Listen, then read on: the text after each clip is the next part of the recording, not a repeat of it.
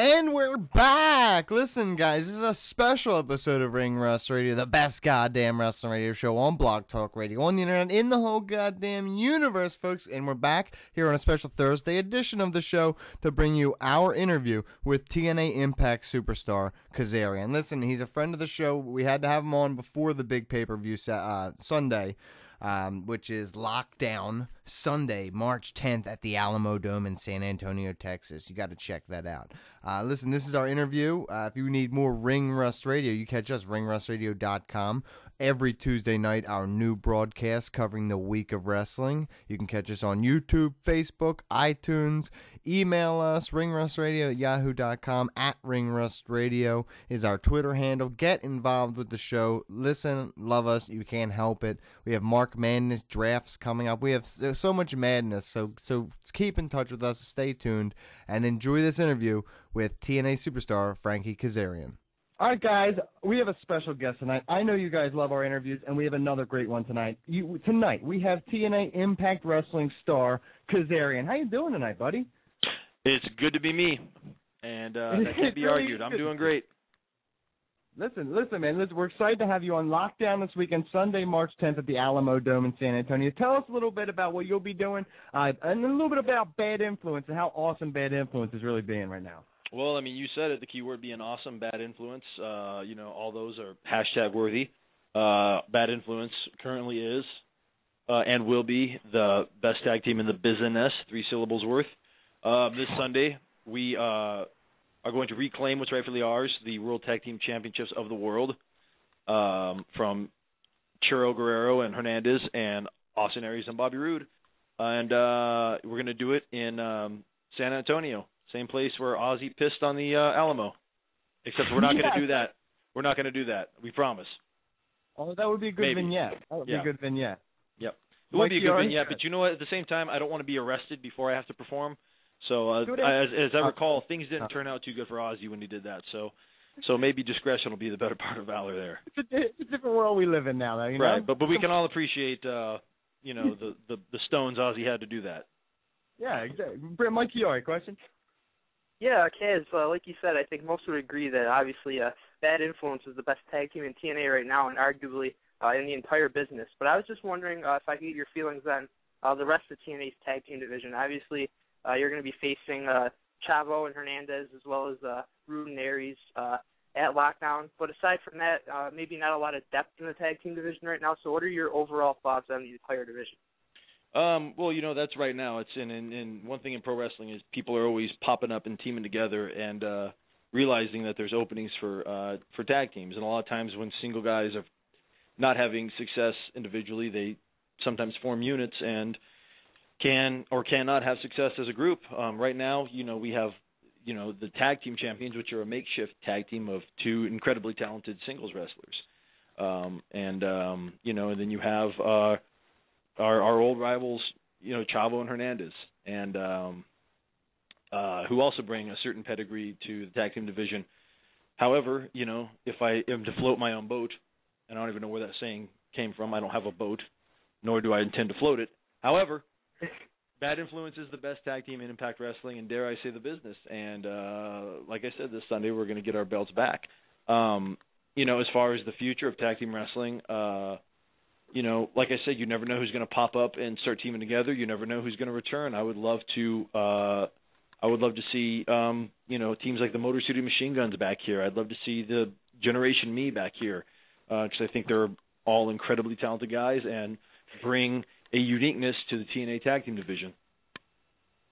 Brandon Gallon?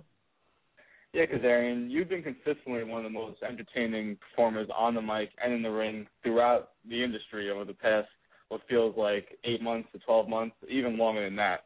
But it seems to kind of take a back seat when it comes to the TNA promoting you further up the card. They just had Christopher Daniels. He had a few weeks with Jeff Hardy fighting for the World Championship. When do you think you're going to break through to the main event scene? What do you have to do to get there? It's all about biding my time. I mean, timing is of the essence. And you know what? And one thing I am, and I have been my whole career, is patient. And if you're not, you need to learn to be. It's a virtue. And in this business, opportunity comes, and when it does, you have to grab it. And when opportunities come my way, I have always taken the ball and scored a touchdown.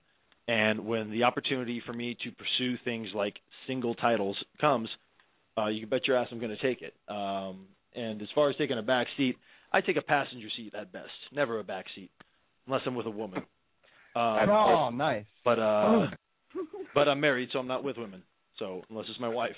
But yeah, man, it's like, right now my goal is tag team wrestling, and my goal is tag team titles. And I'm having a blast with my best friend Chris Daniels, and Bad Influence is doing a lot of really cool, really entertaining things. And I think Bad Influence, and by and large, has helped carry TNA through the last year. We're showing no signs of stopping. You haven't seen anything yet. All right, well, speaking from a Mark's perspective, because that's what I'm, an open Mark, and I'm okay Mark with who? that. Open Mark? Mark, you're Mark, open Mark. You're not a closed open Mark. Good. Different. There's nothing worse than a closed Mark.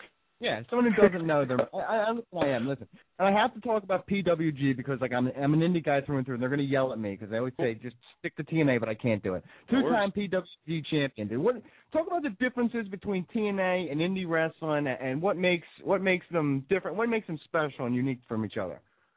Well, I mean, that's a very open question. I mean, obviously, wrestling on television and wrestling in an armory somewhere is two completely different things. There's completely different styles. What we do here is produce a television show, and a lot of work goes into it. Not just what you see in the ring. There's, as we speak right now, 100 yards to my right, there's countless men and women, preparing lights, preparing audio, preparing cameras, shooting pre-tapes, and just there's tons of work, and it's a television show. And until you are a wrestler and you wrestle regularly on television show, you don't really know how that works. And it's a completely different beast. It's entertainment.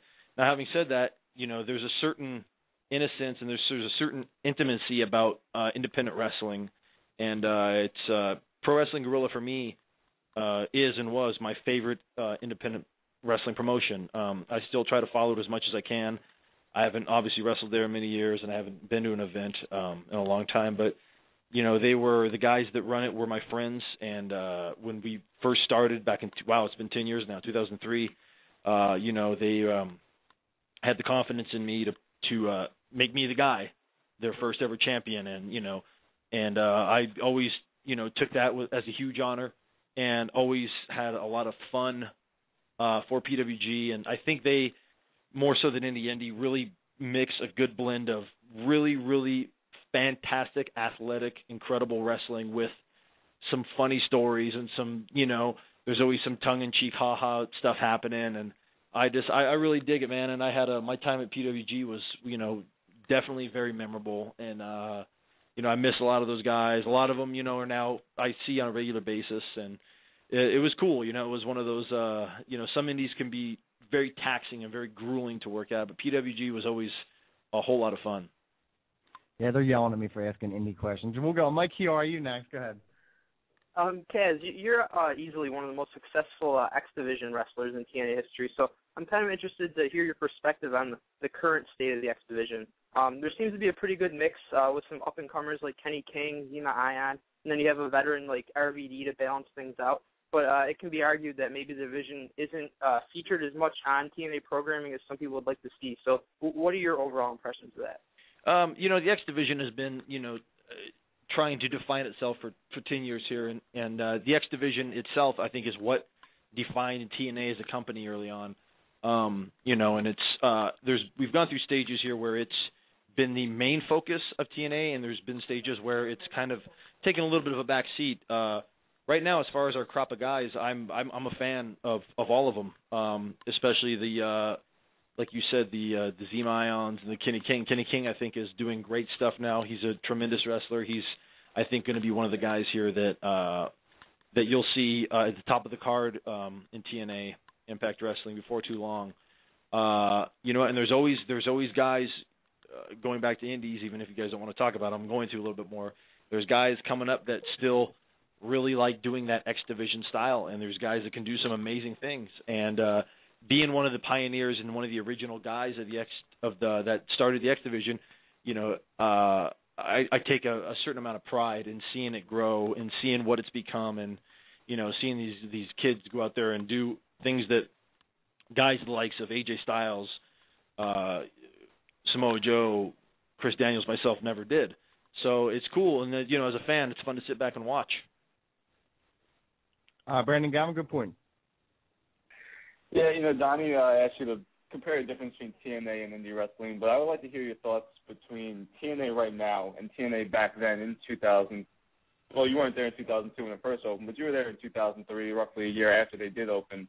Yep. And, I mean, you left a little after that, but what's the main difference between then when they were just starting and now as to where they are right now?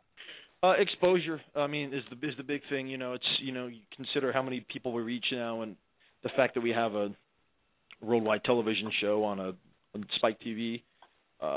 Whereas back then, we were doing weekly pay-per-views, and by and large, only hardcore wrestling fans were tuning in, and we were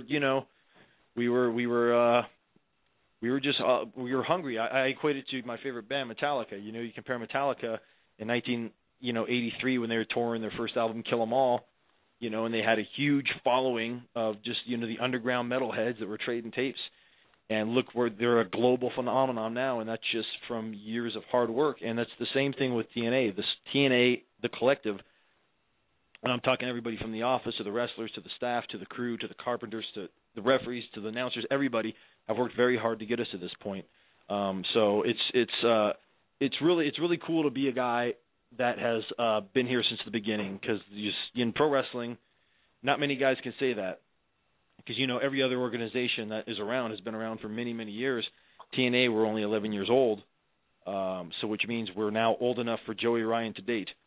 But we've grown leaps and bounds from where we were in 2002, 2003 when I got here, and it's been a fun ride. It's been it's been fun, basically proving people wrong for the last 10, 11 years, because there's always – I deal with haters every day, but TNA as a company has dealt with them for, the better part of its existence. So it's been fun to prove people wrong and to continue going. We have no signs of stopping.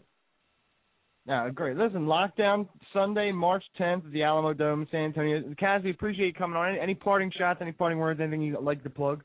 Just watch Impact tonight, watch Lockdown Sunday. Spoiler alert, we're going to be great. And, all kidding aside, thanks for the support. We couldn't do it without you guys. And we're going to continue to entertain. And our particular brand of tomfoolery is going to continue to rule the wrestling world.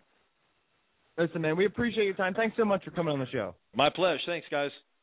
All right, guys, that was our interview with TNA Impact superstar Frankie Kazarian. Guys, that was a great interview. He was a class act. Thank you to TNA for hooking us up with that interview. Don't forget to get out there and go see Lockdown if you're in the San Antonio area, or order it on pay-per-view because, hey, we got 4 years, so you might as well enjoy them. Where you can find more Ring Rust Radio, ringrusradio.com, Ring Rust Radio on YouTube, Facebook us, go to iTunes, at Ring Rust Radio on Twitter, ringrusradio at yahoo.com. Those are all great ways to find us, guys. Listen, stay tuned, keep in touch with us. We have some great stuff coming up. We've had legends like Bruno Sammartino and Chris Jericho on the show.